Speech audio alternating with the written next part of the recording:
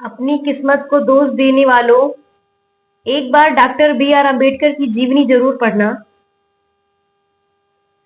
जातिवाद से लड़के, गरीबी से लड़के और तमाम परिस्थितियों से जूझ करके बाबा साहब ने जो शिक्षा हासिल करी है, उससे आपको बहुत कुछ प्रेरणा मिलती है और हर मनुष्य का जीवन बदल सकता है डॉक्टर बी आर अम्बेडकर की जीवनी और उनका पूरा संघर्ष पढ़ करके।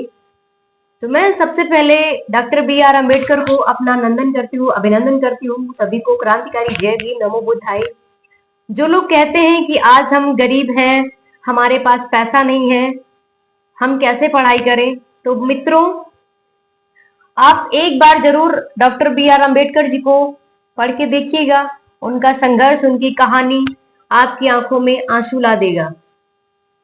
डॉक्टर बाबा साहेब अपनी माता पिता की 14वीं संतान थे और बाबा साहेब का जन्म मऊ छावनी मध्य प्रदेश में हुआ था।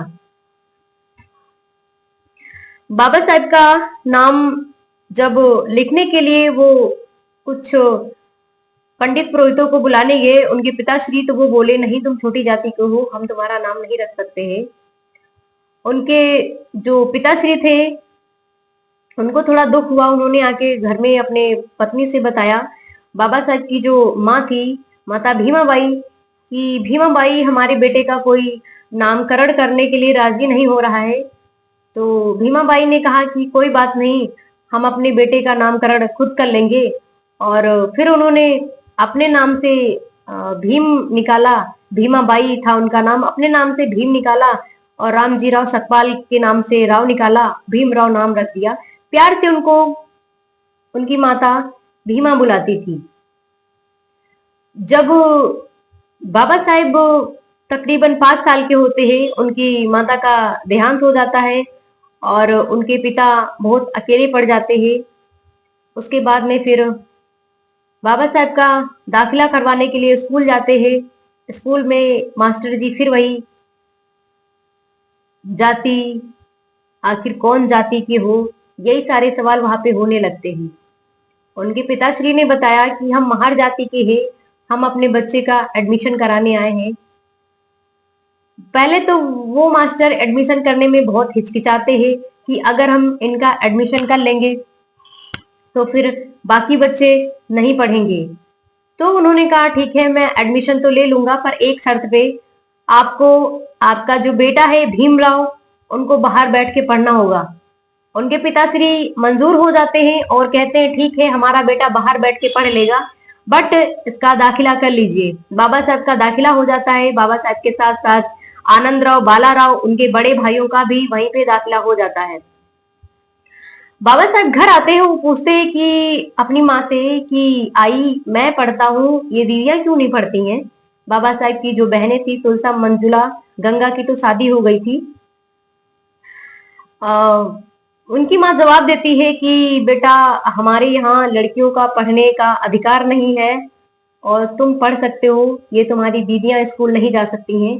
बाबा साहब ने कहा ऐसा क्यों, दीदी सिर्फ खाना खाने के लिए ही क्या यहाँ पे इनका जन्म हुआ है। बाबा साहब के ये सारे जो कुछ ऐसी बातें थी, वो दिन भर माइंड में चलती रहती है कि लड़कियों को पढ़ने का अधिकार क्यों नहीं है, लड़कों को ही सिर्फ क्यों पढ़ाते हैं और लड़कियां ही क्यों रसोई का काम करती हैं, खाते तो हम सब हैं। फिर उन्होंने निरंतर अपनी शिक्षा को जारी रखा, जारी रखा, जारी रखा। उसके बाद में फिर बाबा साहब की शादी हो जाती है माता रमाबाई से।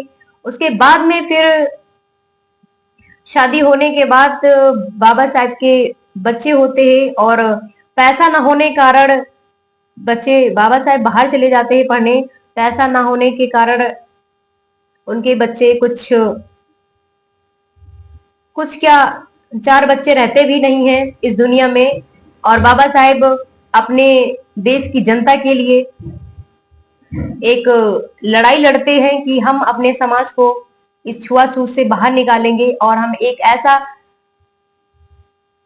संविधान बनाएंगे जिसमें सभी को बराबर का हक मिले और आज वो संविधान लागू है। आज उस संविधान के बल पे पूरा देश चल रहा है। तो आगे भी मैं और जानकारी दूंगी आप सभी को, क्योंकि वीडियो थोड़ा बड़ा हो रहा है और मुझे थोड़ा ड्यूटी के लिए लेट हो रहा है। बाकी मिलते हैं नेक्स्ट वीडियो में। सभी को क्रांतिकारी जय भीम, नमो बुद्धाय। वीडियो अच्छा लगे तो शेयर कीजिएगा और अपने विचार जरूर रखिएगा।